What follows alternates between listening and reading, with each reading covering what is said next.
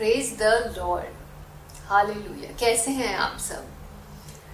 अगर आप मेरी तरह हैं तो आप भी सोच रहे हैं, अरे ये साल कहाँ चला गया, ये साल तो ऑलमोस्ट खत्म हो रहा है। तो अब जब हम इस साल के अंत में पहुंच ही गए हैं तो इस टाइम को हम थोड़ा अच्छा यूज करते हैं। इस टाइम को हम इस्तेमाल कर सकते हैं अपने पूरे साल या अपनी ज़िंदगी के बारे में सोचने के लिए, और थोड़ा सा अपने आप को तैयार कर सकते हैं जो नया साल आने वाला है उसके लिए। कैसे तैयार करेंगे?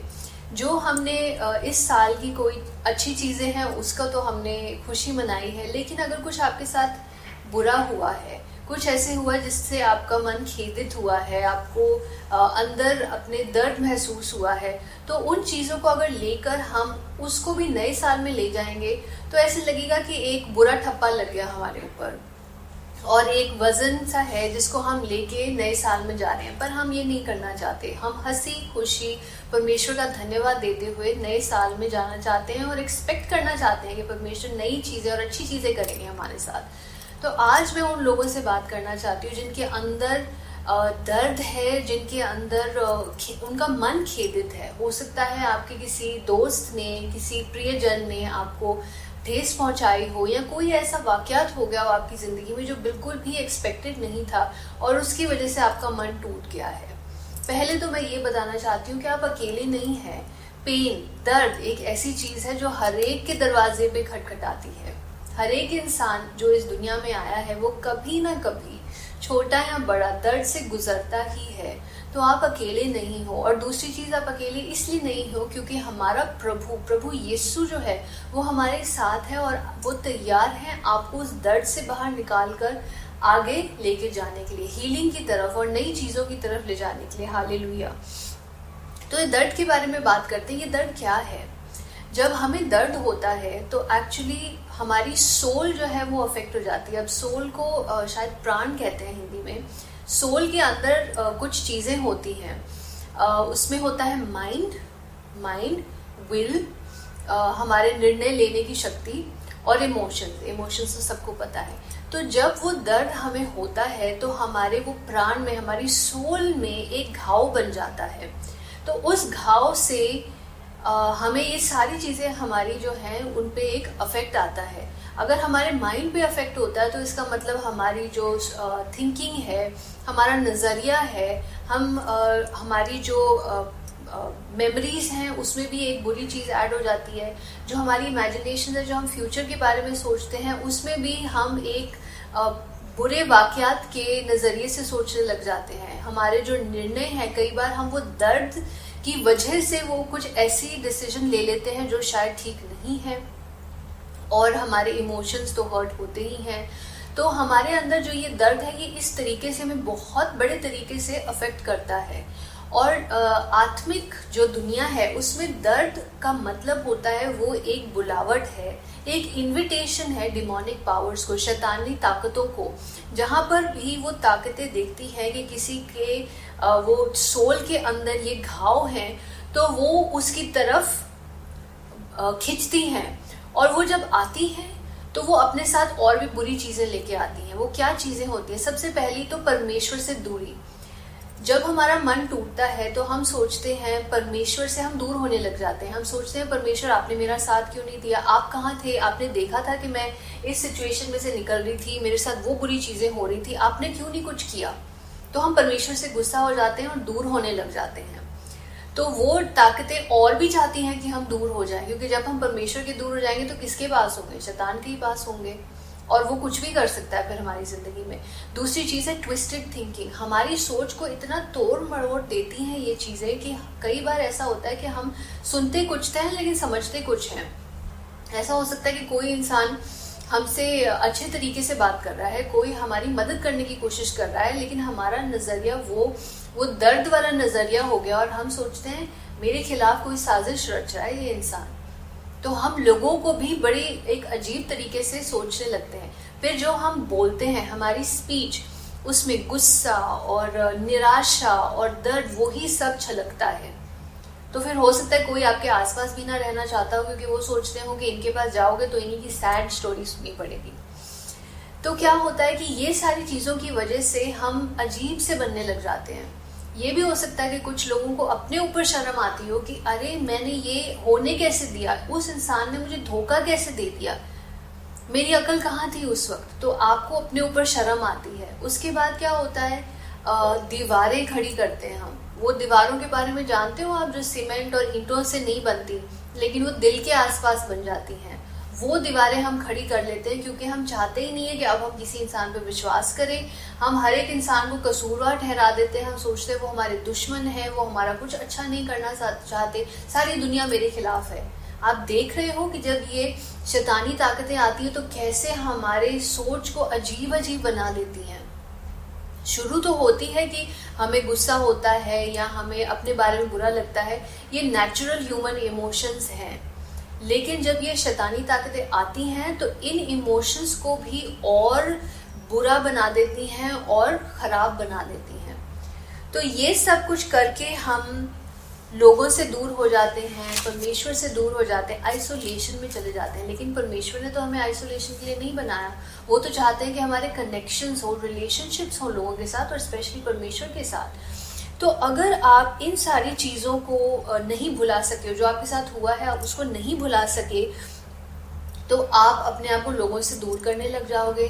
दीवारें खड़ी कर दी, और ये सब कुछ करने से क्या मैं आपको बताऊं कि आप अपने आप को एक सेटअप कर रहे हो। आप अपने आप को उस जगह पे रख रहे हो जहां और पेन आपके पास आएगी, क्योंकि आपने रिश्तों से आपका विश्वास हट गया, दुनिया से आपका विश्वास हट गया, परमेश्वर से हट गया। आप अपने आप को वैसे तो प्रोटेक्ट करने की कोशिश कर रहे हो कि मैं फिर से ऐसी गलती ना करूं, लेकिन आपको और दर्द महसूस होगा इस चीज की वजह से। तो कहने का मेरा ये सिंपल मतलब है कि हमें जो भी हुआ है, जो भी दर्द है, उसको पीछे छोड़ के आगे बढ़ना है। जिस इंसान ने भी कुछ किया है हमारे साथ उसको माफ करना है। अगर हम ये नहीं कर पाएंगे तो हम बड़े ही कड़वे और गुस्से से भरे हुए बन जाएंगे। क्या आपने सुना है, जिन लोगों को ठेस लगती है, those who are hurt others, वो दूसरे लोगों को और ठेस पहुंचाते हैं। तो जब हमारे अंदर खुशी नहीं है, हमारे अंदर गुस्सा है या कड़वाहट है, तो हम वही बांट पाते हैं। तो ऐसे करते करते लोगों को ठेस पहुंचाते पहुंचाते, कुछ लोग यूं इसलिए करते हैं क्योंकि अगर मुझे दर्द हुआ है तो तुम्हें भी महसूस होना चाहिए कि दर्द कैसा है, तो वो लोगों को दर्द पहुंचाते हैं। आप समझ सकते हो कि ऐसा करते करते साल दर साल ऐसा करोगे तो आप वही इंसान बन जाओगे, उस इंसान की तरह बन जाओगे जिसने आपको ठेस पहुंचाई थी। ये तो आप नहीं चाहते होगे ना। हमें कैसा बनना चाहिए? हमें प्रभु यीशु मसीह की तरह बनना चाहिए। तो हमें उन चीजों के बाहर निकलना है। अगर आप पूरी जिंदगी अपने उस जो वाकया थी उसको पकड़ के रखोगे या उस दर्द को पकड़ के रखोगे, तो आप ऐसे जैसे उसकी परछाई के नीचे चल रहे हो और उसी दर्द को आप जिंदा रख रहे हो। आप मरहम नहीं लगा रहे हो, आप उस जो ठेस है उसको ठीक होने का टाइम नहीं दे रहे हो, आप उसको जिंदा रख रहे हो। उससे आपको कुछ भी हासिल नहीं होगा। और इससे आपकी जो पर्सनैलिटी है, आपका चाल चलन है, आपकी बोलना है, आपकी थिंकिंग है, पर्सपेक्टिव है, नजरिया है, वो सब बदल जाएगा। जैसे आप थे वैसे आप बिल्कुल नहीं रहोगे। ये मैं आपको समझा रही हूँ कि अगर हम दर्द को नहीं जाने देते अपने अंदर, तो क्या क्या हमें मुसीबतें झेलनी पड़ती हैं उसकी वजह से। तो हमारी पर्सनैलिटी बिल्कुल बदल जाएगी। हो सकता है आप खुश मिजाज थे लेकिन अब आप शक्की बन गए हो, आप गुस्से में रहते हो। लेकिन परमेश्वर ने तो कभी नहीं चाहा था कि ऐसा हो आपके साथ। तो अपने दर्द को, अपनी ठेस को जाने दो। परमेश्वर से आप हीलिंग रिसीव करो। हालेलुया। मैं एक स्टोरी के बारे में बताऊंगी आपको, जिससे आपको समझ में आएगा कि कैसे हम परमेश्वर से मदद ले सकते हैं और इस दर्द से बाहर निकल सकते हैं। यूहन्ना 11 में स्टोरी लिखी है। मैं कोई वर्स नहीं पढ़ूंगी, सिर्फ आपको बता रही हूँ। आपको पता ही होगा, लाजर की कहानी है। मरियम, मार्था और लाजर 3 लोग थे जो प्रभु यीशु मसीह के फ्रेंड थे। आप सोच सकते हो फैमिली फ्रेंड थे, जानते थे काफी देर से। तो एक दिन मरियम और मार्था ने प्रभु यीशु मसीह को संदेशा भेजा कि जिसको आप पसंद करते हो, मतलब लाजर, उसकी तबीयत ठीक नहीं है और आप जल्दी से आ जाओ। तो प्रभु यीशु मसीह नहीं आए। जब तक वो पहुंचे, हमें बाइबल बताती है कि वो 4 दिन वो उसको बरी कर दिया गया था। 4 दिन हो गए थे उसको। तो आप ये सोचो कि मरियम और मार्था को कितनी निराशा, कितना गुस्सा आया होगा कि वो प्रभु यीशु मसीह जो हमारे साथ घर में आके खाना खाता था, जिसने हमारे साथ बचपन में खेला है, हमारे इतने अच्छे दोस्त है, वो आए ही नहीं। हमने उनको टाइम से इंफॉर्मेशन भी भेजी, मैसेज भी करा, लेकिन वो आए ही नहीं। तो जब वो फाइनली आते हैं तो आप ये देखो कि क्या बात होती है। उसमें गुस्सा भी है, उसमें दर्द भी है, उसमें आंसू भी है। दोनों बहनें प्रभु यीशु मसीह को देखते ही कहती हैं, प्रभु अगर आप पहले आ जाते तो मेरा भाई ना मरता। इस सिचुएशन से हमें पता चलता है कि जब आपके ऊपर कोई ऐसी चीज आती है जो कि आपका दिल तोड़ देती है, तो आप प्रभु यीशु मसीह से बात करो, उनसे दूर मत भागो। चाहे आपको परमेश्वर से ही निराशा क्यों ना हो, उनसे बात करो और उनको बताओ, जैसे आपको अंदर महसूस हो रहा है बिल्कुल वैसे बताओ, प्रभु आप कहाँ थे जब मेरे साथ ये हो रहा था। क्योंकि हमारे जो दिल में भरा होता है वही मुंह बोलता है। जब तक वो दिल से बात हम नहीं निकालते, हमें हल्का महसूस नहीं होता है। तो उसको बाहर निकालने की जरूरत है। अपने इमोशंस को, अपनी चीजों को दबा के मत रखो। जैसे कई चर्च में हम जाते हैं तो हम एक मुखौटा पहन लेते हैं कि सब कुछ बहुत अच्छा चल रहा है, हम ब्लेस्ड हैं, हम फेवर्ड हैं, लेकिन अंदर से हमारा दिल रो रहा होता है। अगर आप अपनी चीजें लोगों को नहीं बताना चाहते तो कोई बात नहीं, लेकिन प्रभु यीशु मसीह को, पिता परमेश्वर को बताने की तो जरूरत है ना। तो आप उन्हें बताओ, प्रभु मुझे बहुत निराशा महसूस हुई कि आप नहीं आए, आप क्यों नहीं आए, आपने मेरी मदद क्यों नहीं करी, मैं तो आपकी बेटी हूँ, मैं तो आपका बेटा हूँ। ये बातें करो, ये भी आपकी हीलिंग की एक स्टेप है। वो अंदर का जहर बाहर निकालना, और फिर जब वो खाली होता है तो जगह बनती है कि कुछ अच्छा अंदर डल सकता है। तो प्रभु यीशु मसीह को पता था उन्होंने क्या करना है। उन्होंने लाजर के कब्र पे जाना है और उसको कमांड करना है और लाजर ने बाहर आ जाना है। लेकिन फिर भी वो खड़े होकर इन दोनों के डायलॉग क्यों सुन रहे हैं? क्योंकि हमारे प्रभु ऐसे ही हैं। इब्रानियों में लिखा है कि हमारा जो महायाजक है वो ऐसा है कि वो हमारी दुर्बलताओं को समझ सकता है, उनको महसूस कर सकता है, क्योंकि वो भी इस जमीन पे रहा था, वो भी इस शरीर में रहा था। उसको डर क्या है पता है, दर्द क्या है पता है, निराशा क्या है वो पता है। तो आप प्रभु को बताओ, उनके साथ शेयर करो, आपका रिश्ता प्रभु के साथ और भी स्ट्रांग होगा। हालेलुया। तो प्रभु ने उनकी सारी बातें सुनी, फिर कहा वो कहाँ है, मुझे उस तक लेके जाओ। जब वो वहां लेकर गए तो प्रभु यीशु मसीह रोए। यूहन्ना 11:35 इंग्लिश की बाइबल की सबसे छोटी वर्स है, जीसस वेप्ट। कोई बहुत सारे रीजंस हो सकते हैं वो क्यों रोए, कोई आत्मिक रीजन भी हो सकता है, लेकिन मैं ये कहना चाहती हूँ कि प्रभु यीशु मसीह ने उनके दर्द को महसूस किया। उन औरतों के दर्द को जिनका भाई मर गया था, उन्होंने वो महसूस किया। प्रभु जिसका दोस्त मर गया था वो दर्द को महसूस किया और उसको उन्होंने शो किया। कई बार आप चाहते हो कि कोई आपके साथ कोई वाकयात हुआ है तो लोग आके आपको बस मुंह से वचन बोल जाते हैं, सॉरी भाई आपके साथ ये कुछ हुआ, बड़ा बुरा लगा सुनकर, परमेश्वर आपको शक्ति दे, या कुछ कुछ ऐसे, अच्छा कोई चीज की जरूरत होगी तो हमें जरूर बताना। पर वो क्या होता है, वो सिर्फ वर्ड्स होते हैं, वो कुछ भी दिल से नहीं निकल रहा। लेकिन हो सकता है कोई आपका हो, ऐसे बेस्ट फ्रेंड हो, कोई भाई या बहन हो, कोई रिलेटिव हो जो आपका ऐसे है कि वो आपके साथ आपका हाथ पकड़ कर रहे और महसूस करें आपका क्या वो दर्द था, वो आपके साथ रहे। वो कहेंगे तूने बात करनी है तो कर, नहीं करनी तो भी कोई बात नहीं, मैं यही हूँ, मैं तेरे आसपास ही हूँ, ताकि कभी भी तुझे दोस्त की जरूरत है तो मेरा चेहरा तुझे दिखे, मैं यहीं पर हूँ। आपको लगेगा कि उनका साथ, वर्ड्स नहीं पर उनका साथ कितना ज्यादा आपके दिल को सुकून देता है। तो प्रभु यीशु मसीह वैसे दोस्त हैं जो आपके दिल को सुकून दे सकते हैं, वो आपके साथ हैं।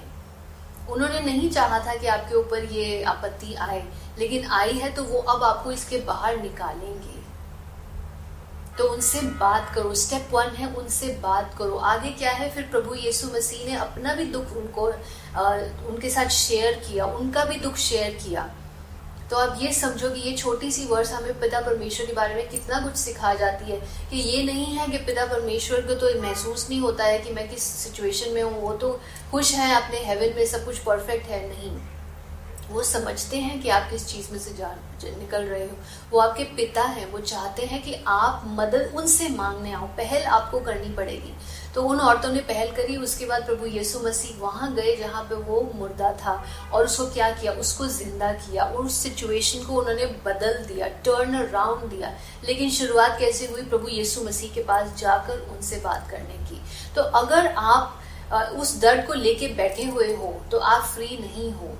अगर आपको फ्रीडम चाहिए, अगर आपको एक नया साल, अच्छा नया साल चाहिए है, तो आपको इस चीज को यहाँ छोड़ना होगा। इसी साल में छोड़ दो इसको घसीट के इस बोझ को मत लेके जाओ आगे। तो अगर आपको फ्रीडम चाहिए है तो आपको फॉरगिवनेस करनी पड़ेगी, उस इंसान को माफ करना पड़ेगा जिसने भी आपके साथ ये चीज करी। आसान नहीं है ये करना माफ, और टाइम लगता है, हो सकता है महीने लग जाए, हो सकता है साल लग जाए, लेकिन हमें ये बात शुरू करनी है प्रभु यीशु मसीह को। Let Jesus enter into your pain. अपनी सिचुएशन में, अपने दर्द में प्रभु को अंदर आने दो, उनसे दूर मत भागो। कई बार हमारे अंदर एक इतना गुस्सा होता है कि मेरे साथ ये हो कैसे गया, और एक न्याय हमारे अंदर से ना एक चीख आती है कि परमेश्वर मुझे न्याय दो, और ये ना उस दर्द को जिंदा रखती है कि मुझे न्याय चाहिए है, मैं नहीं इस चीज को छोड़ूंगी, मैं माफ नहीं करूंगी जब तक मैं बदला नहीं ले लूंगी। तो एक तो ये न्याय की चीज होती है, दूसरी ये बदले की चीज होती है। तो न्याय का क्या है? मैंने और आपने बहुत सारी ऐसी चीजें करी हैं परमेश्वर के खिलाफ, लेकिन परमेश्वर ने क्या किया? प्रेम किया, और प्रभु यीशु मसीह को भेजा जिन्होंने अपने खून के द्वारा हमारे सारे पापों को क्षमा किया। तो आप ये देखो कि आपने जो गुनाह किए थे, या आप के खिलाफ जो किसी ने गुनाह किए, सारों की पेमेंट प्रभु यीशु मसीह ने अपनी जान देकर करी है। अगर पिता परमेश्वर हमसे प्रेम कर सकते हैं जब हम पाप में थे, तो हमें भी प्रेम करना चाहिए। हमने उनका सिर्फ दिल दुखाया, लेकिन उन्होंने क्या किया? प्रेम किया। जब आप उस प्रेम के बारे में अपने आप को याद दिलाओगे, तो आपके अंदर एक डाउनलोड होगा प्रेम का, परमेश्वर के प्रेम का, तो आपकी हीलिंग होनी शुरू होगी। तो आप शायद सोच भी सकोगे कि मैं उस इंसान को माफ करने के बारे में आप शायद सोच सकती हूँ। अपने प्रेम से आप नहीं कर पाओगे। दूसरा है कि कई लोग कहते हैं कि मुझे बदला लेना है। अगर आप बदला लेने के बारे में सोचते हो, तो आप अभी भी उस दर्द को जिंदा रख रहे हो, और आपके अंदर दर्द बोल रहा है। वो दर्द ना ही तो आपको नाश करेगा, लोगों को नाश करेगा, पूरी जिंदगी खत्म कर देगा, आपको अंत में कुछ नहीं मिलेगा। उस दर्द को अब हटाना है ताकि परमेश्वर की हीलिंग आ सके। हालेलुया। कई लोग सोचते हैं कि मैं इस दर्द को इसलिए नहीं छोड़ना चाहती कि अगर मैंने माफ कर दिया तो ऐसे लगेगा कि मैं कितनी बेवकूफ हूँ, किसी ने मेरे खिलाफ ऐसा किया, ना मैंने कोई उनको दो लफ्ज बोले, ना मैंने उनके खिलाफ कुछ किया, मैंने उनको माफ कर दिया, मेरे रिश्तेदार क्या सोचेंगे मैं कैसी हूँ। तो लोग इस डर से नहीं करते। वो सोचते हैं कि मैं किसी, शायद वो जो पावर है वो मेरे से छूट गई और मैं बिल्कुल ही पावरलेस, असमर्थ हो जाऊंगी। अगर आप परमेश्वर के चलाए चलोगे और टाइम दोगे परमेश्वर को, तो ऐसा कुछ भी नहीं होगा आपके साथ। कोई ऐसी ब्लेसिंग नहीं है जो आपकी रुक जाएगी, कोई ऐसी चीज नहीं है जो आपके पास आते आते मुड़ जाएगी। परमेश्वर हर चीज आपको देंगे वापस, लेकिन टाइम लगता है। तो दुनिया क्या कह रही है, लोग क्या कह रहे हैं, उसको छोड़ दो। आप माफी की तरफ और आप फ्रीडम की तरफ, स्वतंत्रता की तरफ सोचना शुरू करो। इस साल को खत्म मत होने दो, इन सारी चीजों को लिए हुए नेक्स्ट में मत जाओ। हालेलुया। प्रभु यीशु मसीह ने क्या किया? उनको क्रूस पे चढ़ा दिया गया था, उनके अपने पापों के लिए नहीं, आपके और मेरे पापों के लिए। लेकिन उस वक्त भी वहां टंगे हुए उन्होंने क्या कहा? पिता परमेश्वर इनको माफ कर, क्योंकि ये नहीं जानते कि ये क्या करते हैं। माफी इतनी पावरफुल है, उसमें इतनी सामर्थ है, क्योंकि जब आप किसी को माफ कर देते हो तो आप उस साइकिल से, जिसमें निराशा है, दर्द है, धोखे की याद है, और एक रिवेंज सीख करने की एक वो है, एक डिजायर है, उस सब में से, उसी में आप गोल गोल घूमते रहोगे। उसमें से आप निकाल लेते हो अपने आप को जब आप किसी इंसान को माफ कर देते हो, और आप किस साइकिल में एंटर हो जाते हो? ब्लेसिंग्स में, जहाँ पे परमेश्वर की उपस्थिति है। तो जब आप किसी को माफ करते हो तो आप अपने दिल में से वो कड़वाहट निकाल के अपने दिल को खाली करते हो। अब जब वो दिल खाली है तो परमेश्वर उसके अंदर कोई खुशी डाल सकते हैं, कोई एक्सपेक्टेशन डाल सकते हैं, कोई नई एडवेंचर डाल सकते हैं। तो माफ करना बहुत जरूरी है। अगर आपको लग रहा है कि आपको इस वक्त प्रार्थना करने की जरूरत है, तो आप जरूर करिए। हो सकता है आपने उस दर्द को अपने अंदर जरूरत से ज्यादा लंबे देर तक जिंदा रख लिया हो, तो परमेश्वर से आप माफी मांगोगे। परमेश्वर, मुझे पता होना चाहिए था कि आप माफी के परमेश्वर हो, आपने मुझे माफ किया, मुझे भी माफ करना चाहिए था, लेकिन मैंने नहीं किया। आज मैं माफ करती हूँ, और मैं आपसे पहले माफी रिसीव करती हूँ, क्योंकि मैंने अपने दिल को इन चीजों से भरा रखा। अगर हम अपने दिल में ये सारी चीजें रखेंगे तो परमेश्वर को कितनी कम जगह मिलेगी। तो अपने दिल को खाली करना है हमने। भाइयों और बहनों, परमेश्वर के पास बहुत सारी आशीषें हैं आपको देने के लिए। ये आपकी स्टोरी का खत्म नहीं है, बहुत सारी अच्छी चीजें होने वाली हैं। हालेलुया। मैं आपको इनकरेज करती हूँ, रिमाइंड करती हूँ कि आप जो भी दर्द है उसको आप परमेश्वर के पास लेके जाएं और उस दर्द को बाहर निकालें, और जो भी आपके अंदर टूटापन आया है इस चीज की वजह से, उसको आप इस्तेमाल करें परमेश्वर के पास दौड़ने के लिए। अगर आपने रोना है तो परमेश्वर के पास रोएं, और वो जो एक नम्रता आई है आपके अंदर, या एक आप सिंपथाइज कर सकते हो लोगों के साथ, वो आप यूज करो ताकि आप उन लोगों को बाहर निकाल सको जो आप ही की जैसी सिचुएशन में फंसे हैं। प्रभु यीशु मसीह आपके साथ है, उनका प्रेम आपके लिए अवेलेबल है। मैं आपको आज बस यही वचन देना चाहती थी कि अगर आपका मन खेदित है तो परमेश्वर को अंदर आने दें अपने मन में, और वो आपको हील करेंगे। हालेलुया। मैं आपको मिलूंगी नेक्स्ट टाइम, और मैं विश्वास रखती हूँ कि तब तक आपके चेहरे पर एक बड़ी स्माइल होगी, क्योंकि इस मैसेज के बाद आप माफ करेंगे और माफी रिसीव करेंगे। हालेलुया। Stay blessed.